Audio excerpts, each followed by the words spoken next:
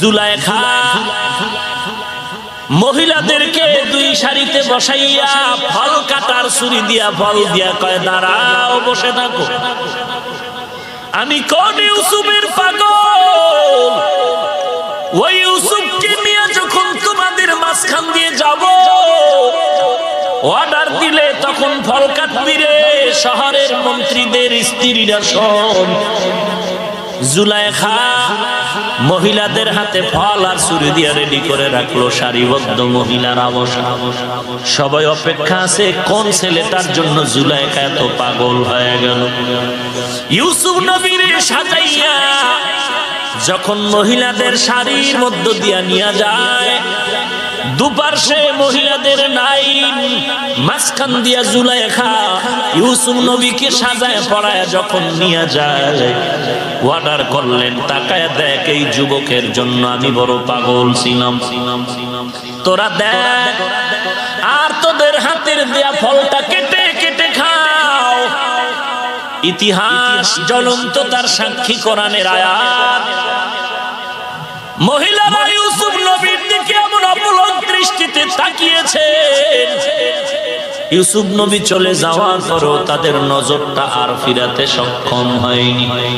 এমন এক অকল্পনীয় সাগরে পড়ে গেল, ধ্যান করতেছিল, এদিক দিয়ে ফল কাটার পরিবর্তে তাকায় দেখে হাতের কবজা কেটে ফেলেছে।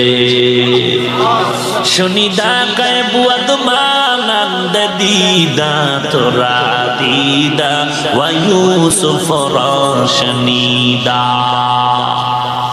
ইউসুফ নবীর চেহারা দেখে পাগলের মতো হয়ে ফল কাইটা তারা জবান দিয়ে একটা কথা বলেছিল, মা হাযা বাশারা ইল্লা মালাকুন কারীম, এটা মানুষ না, মানুষ না, এটা ফেরেশতা।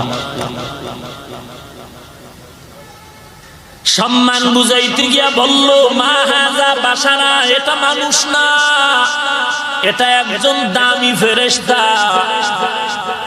জানা থাকলে বলেন মানুষের মর্যাদা বেশি নাকি নূরের তৈরি ফেরেশতার মর্যাদা বেশি? সবাই একমত, নূরের তৈরি ফেরেশতা দামি না, মাটির তৈরি মানুষের অনেক দাম। কিন্তু ফেরেশতা বইলা সম্মান কমাইলো নাকি বাড়াইলো? ইউসুফ নবীরে মানুষ না কইয়া ফেরেশতা কহনে সম্মান কমলো নাকি বাড়লো?